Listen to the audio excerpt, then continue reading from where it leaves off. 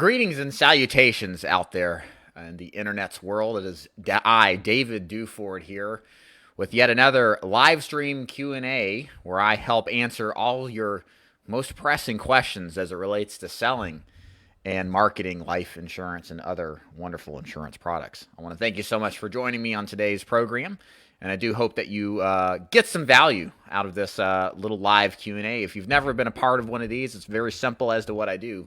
You ask the questions, I give the answers. I'm like the magic 8-ball of insurance sales. I've got all the answers you ever need.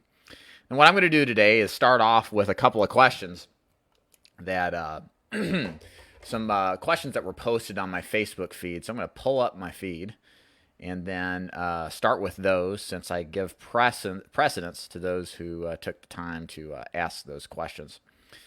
So Mr. Bobby Kellis asks, are there companies you can sell from home, meaning over the phone or online when it comes to final expense? I'll assume that's what we mean. I'm going to go ahead and say, yes, there are. The question becomes, I think a better question is, should you sell over the phone or should you not? I think now more than ever, it really is an option that you can employ as to whatever works best for you. Best thing you can do if you have an interest in telesales, look at the available options out there, judge them for yourself, and figure out if a telesales operation really is in your best interest. In my world, I teach final expense to be sold face-to-face. So I think that's just my thing. It's how I got into this business. It's what I teach. I kind of stick to what I know. But that doesn't mean telesales over the phone doesn't work. I can think of a couple of operations that do a really good job that I would definitely recommend. Digital BGA, run by my friend in the business, Mr. Jeff Roots, very good. I've got an entire platform really built around the independent model with multiple carriers, buying leads, the whole shebang. Check them out. They do a really good job if you want to sell over the phone. And then also North Star, and they've got a division that's kind of independent as far as a brokerage setup. Investigate those guys too. Those are really the main players, I think, in the business. There's probably other ones I'm just unaware of, but if anybody ever asks me what I think about telesales, that's what I tell them to do.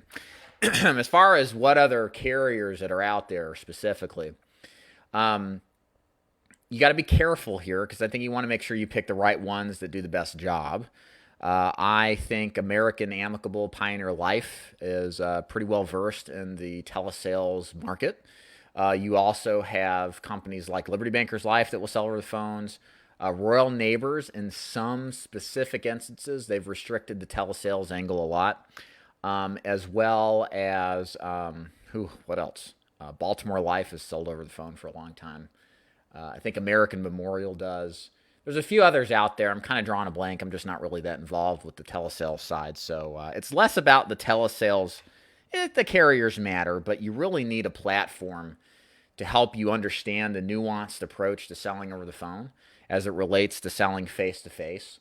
And you need somebody who can coach you specifically on that. That's why, I don't do any business with Digital BGA or North Star or anybody else telesales. I just send agents over because I think that if you really want to do telesales, you deserve to have someone who knows what they're doing. And I don't. It's not that foreign, but I've never done it, so I just kind of feel like I should. Okay, next question. Matt Skaggs. Hey, what's up, Matt? What's some things not to say in the house? What's the best things to say to get in the door? I just wanted to mention this. This is a pretty funny reply from Josh. What not to say in the house? Hi, I'm Matt from Lincoln Heritage.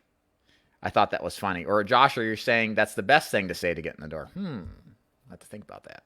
So anyways, what's some things not to say in the house? Don't talk about religion and politics. That's probably the easiest thing to do. More than anything, that you can get really sidetracked and get away from the purpose of why you were there when you talk about those issues, which never, ever result in anything positive towards the sale. So kind of stay on track. Other things to say in the house, don't curse, probably a good idea. Good to play it safe with the language department. What's the best things to get in the door? Hi, my name is David Duford. The reason I'm here is because you sent this card back or you filled out this form on Facebook requesting information on blank. Blank being whatever the lead card says or the online lead says. Just fill in what that trigger word is. My job is to deliver you the information you requested. All it takes is 5 minutes, and wondered if I can come in. Or do I need to take my shoes off, if you want to be very presumptive. If you can't get in now, set it up for later that day. If you can't get in later today, set it up for the next day. If you can't get in the next day, just drop in another day. The more out you go, the less likely you're going to get the deal beyond that following day. So just say some kind of script like that. A lot of what you say at the door is not necessarily the words you say. Sure, certainly a good script is important, but it's how you say it. It's the eye contact you make. It's the hands you put out the shake. It's the body language. Dress appropriately. I've commented on some group that you can wear a Spurs jersey and basketball shorts and do this business. I'm sure there's some that can, but most of us have to look the part. So make sure that you're wearing, jeans are fine these days. Khakis are great. A polo or a button down. You don't have to put the tie on. I know a dude down in Alabama and Georgia who he's done really well in the business. He's full suit and tie. Cool, whatever. I mean, it makes him confident, which makes the client confident, okay? So be presentable. Act as if you are actually a salesperson. So those are really, at the end of the day, it's your presentation of yourself at the door and your eye contact. Be somebody that is confident, because that gives confidence in the person to let you in. If you're darting your eyes around, you're kind of scratching your head, looking around, kind of looking squirrely, they ain't going to let you in. And why should they? You're kind of a creep. So there's my advice there. A couple of comments here. Let's see. Thank you guys for joining.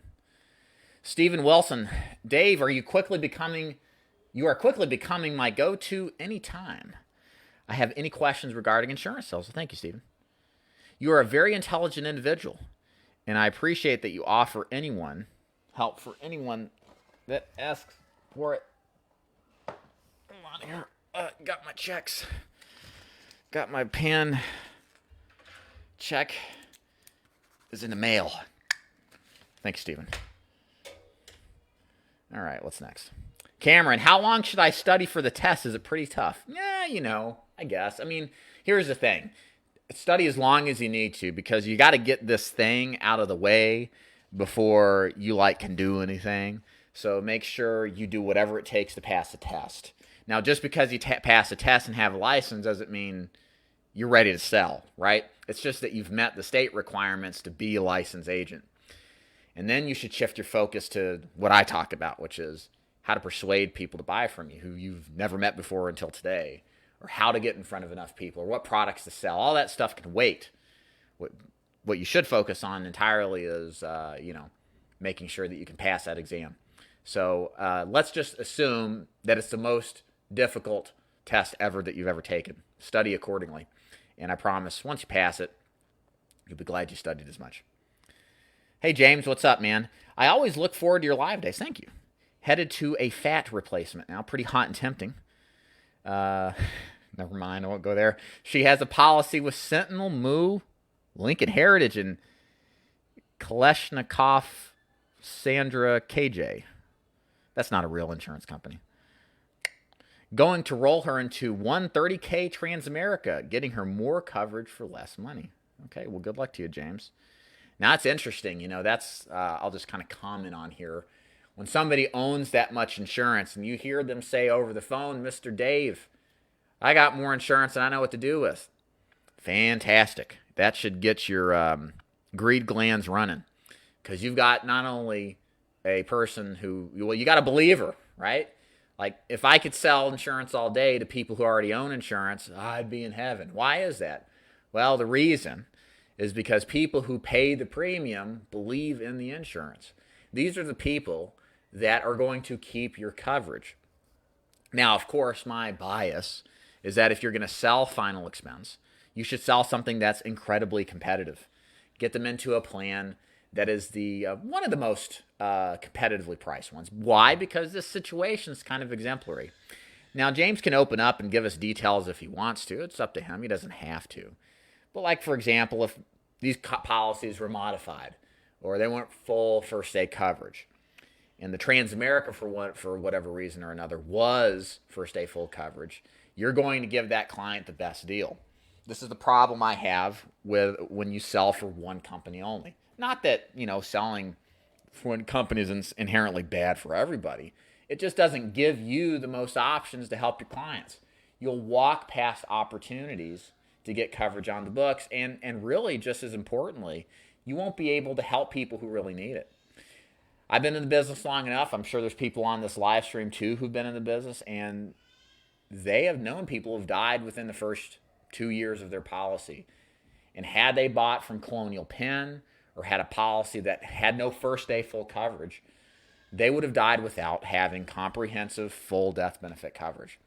And you're more likely to get your client the best deal when you're a broker with other companies than when you just pigeonholed into one company. Hopefully that makes sense.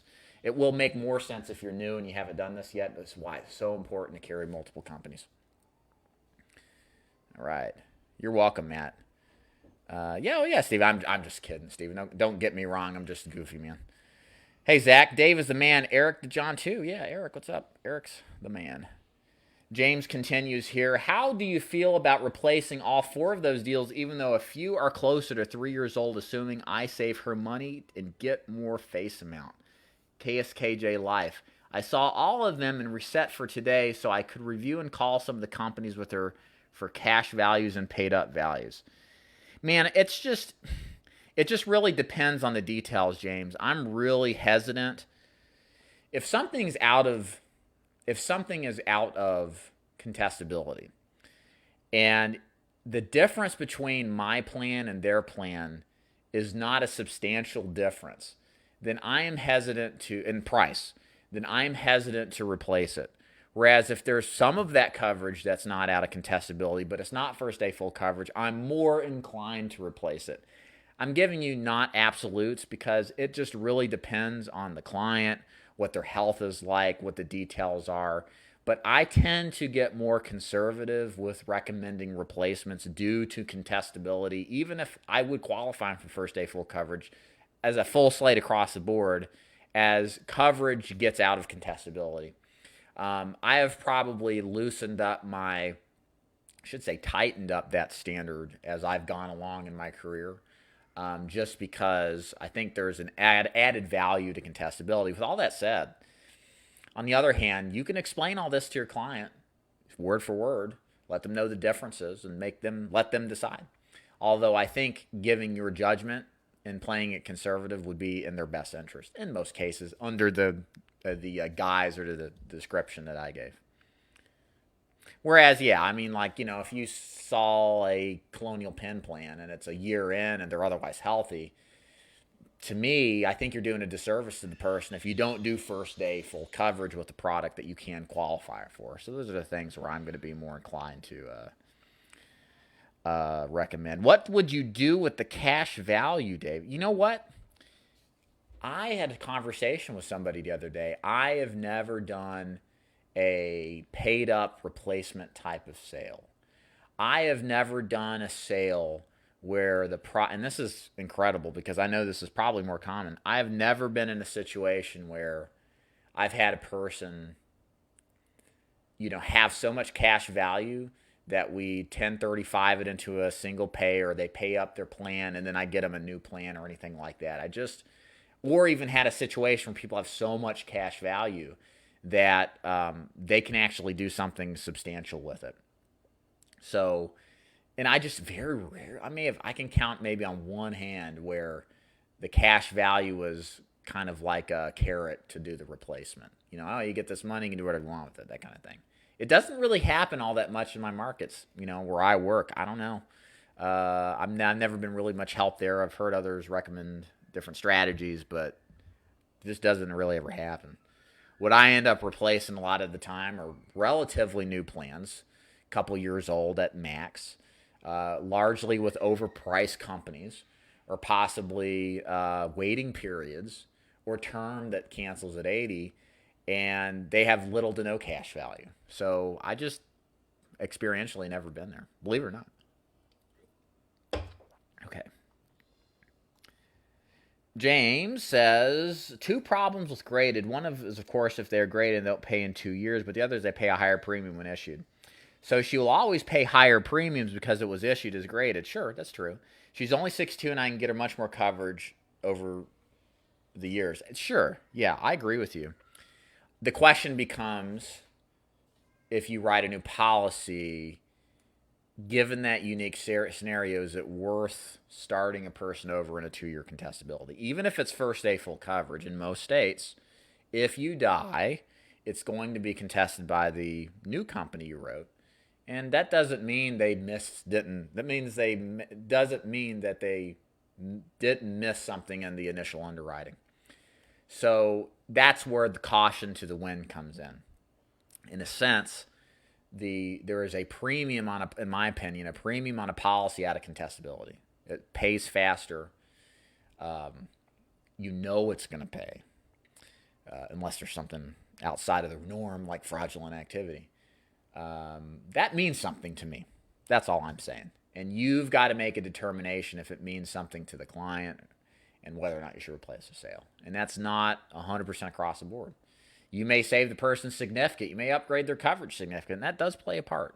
So it's not black and white with me. It's gray. There's a big gray there. It just depends on the details. Yeah, she'll pay a lot less per coverage. Yeah, me too, Matt. I understand because KSJ typically is very competitive, but could be a graded plan. Could be that higher price deal. Could be a lot of details in there we don't know about.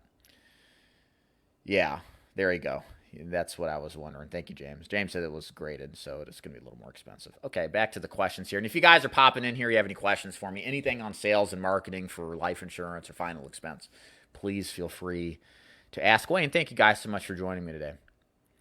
Okay, let's see here. Steven says, go over cash flow numbers. Cost of leads, revenue produced, amount of advance chargebacks, and what you have left for a week or a month. Okay. So I'm going to give you some broad brushstrokes on what to expect in a final expense capacity when it comes to pro forma-ing or just projecting what your earning capacity or opportunity is. So first of all, I think that this business, and when I do these videos, I'm like, if you've seen my videos, I'm not over the top. I'm like purposely, I try to stay neutral, if not possibly a little negative sometimes, because I want you to plan for the best, expect the worst, expand. Yeah, you know what I mean. I want you to plan for the worst happening, but expect the best. There you go.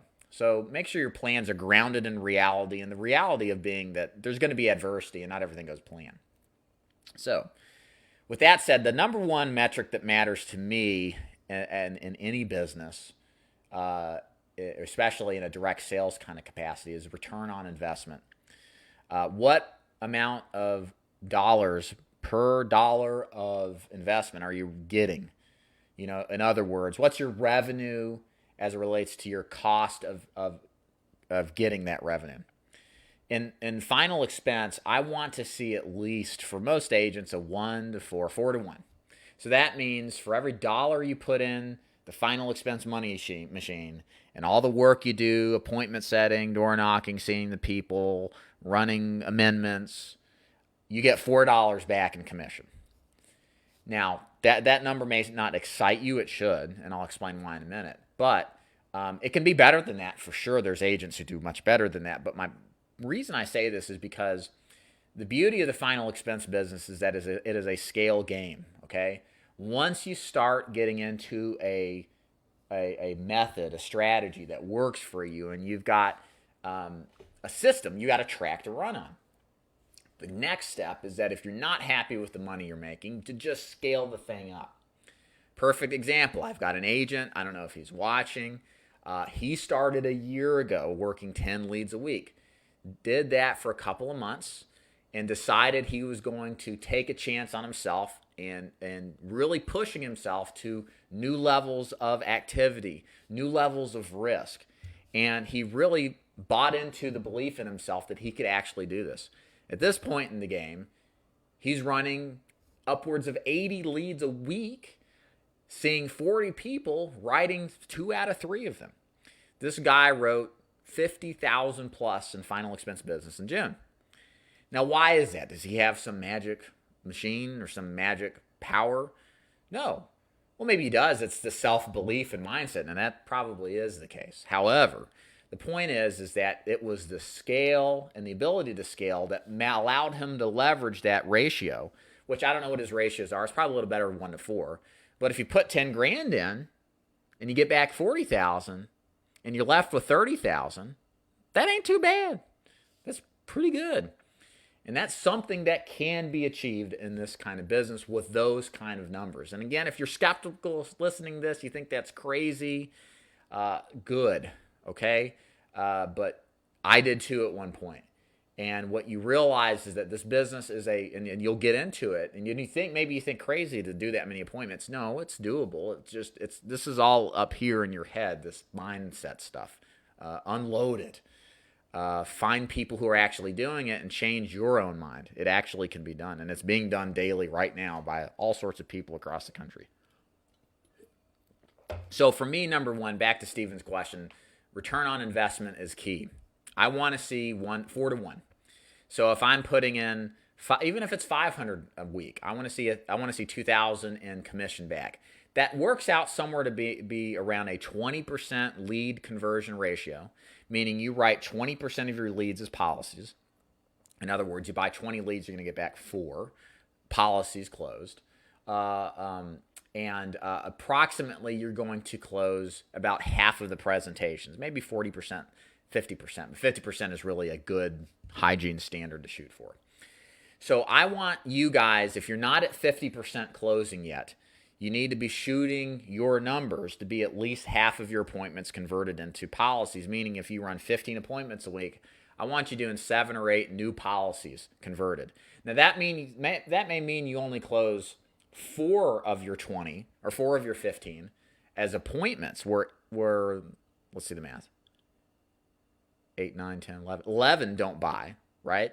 But the 4 were husband and wife, so you got 2 out of each. That's 8 policies. I don't care about how many of the presentations convert as much as how many policies as a ratio of the number of presentations you convert.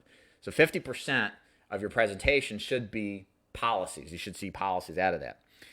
The other side of that is that you should sit down with half of your leads at least.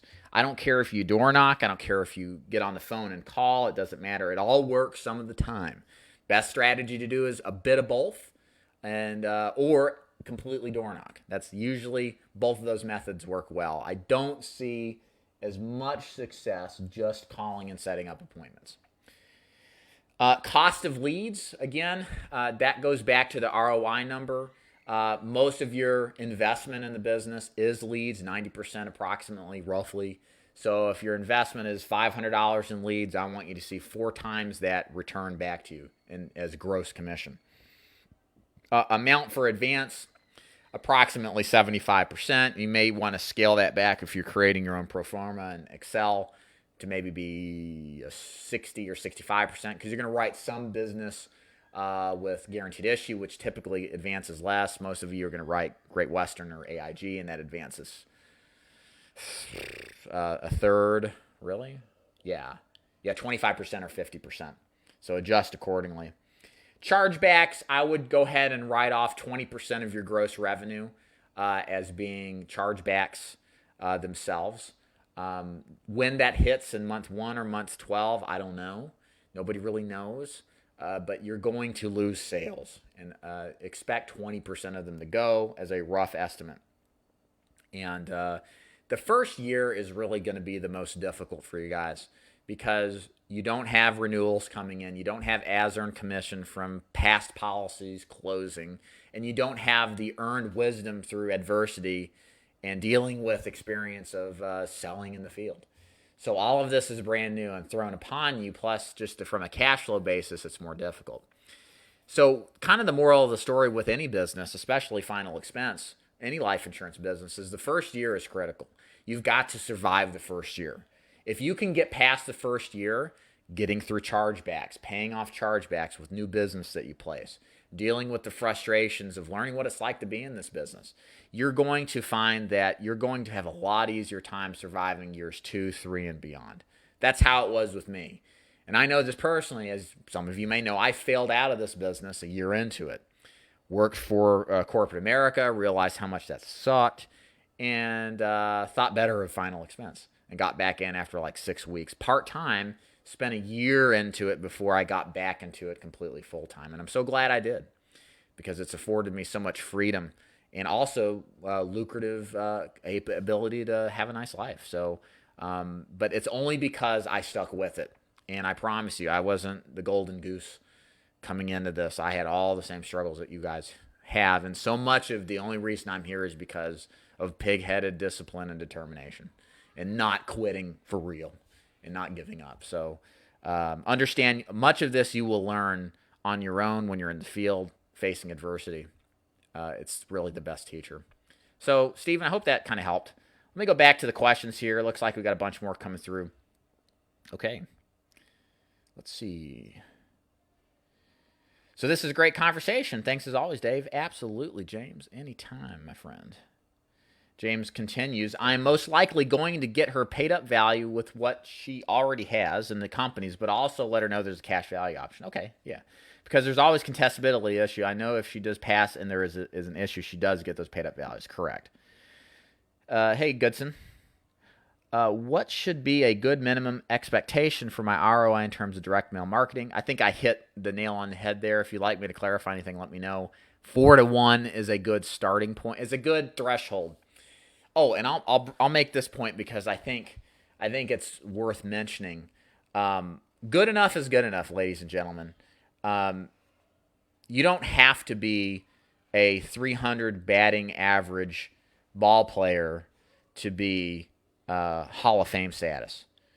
You don't have to have the best abilities to close everybody you see to do a good job selling final expense. Much of the success in this business is activity oriented. It's doing enough activity with good enough numbers and scaling it well enough to hit your income goals. I believe that our numbers are our numbers. And there's things that we can do to improve it for sure. But I don't think I could ever hit a 30% close ratio. It's just not going to happen. And I'm okay with it. I've accepted it. I guess I've gone through the 12-step program for sales people. But I've accepted it's okay to just be good enough.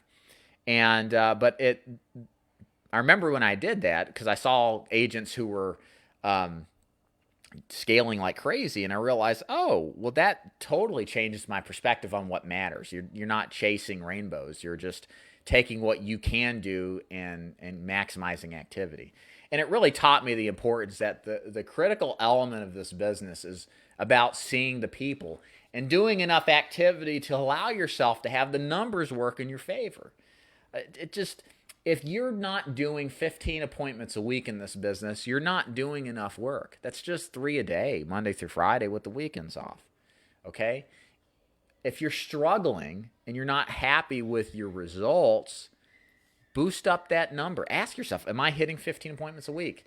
If you're not, that's probably one big reason of what's going on with your results.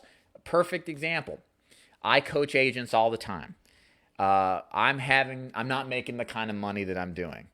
If you're my agent and you're hearing this and want to talk, this is what I'll say.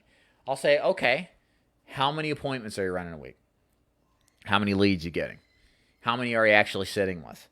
How many of those that you sit with do you convert? I do a strictly activity-oriented analysis, audit, if you will.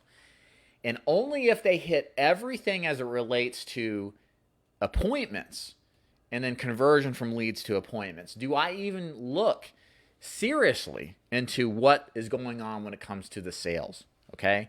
So what does this mean? This is like 80 or 90% of the time too, guys, by the way. So this means the biggest problem agents have is activity. It always is 80 to 90% of the time. So for many of you out there that are struggling, the biggest and best fix you can make is go from doing 8 appointments to 15, 10 to 15, 5 to 15. And you'll find that with that amount of activity, first of all, you get some pressure taken off you, because if you got that one deal out of the 3 you're seeing a week doesn't go through, it's different because you actually got 14 more to see instead of 3. Big change in perception. You care, but not that much. And there's something like a sixth sense that your prospects realize that you're not after their wallet. You don't really care, but people are drawn into people that are relaxed and helpful and not concerned about grabbing that checkbook, okay?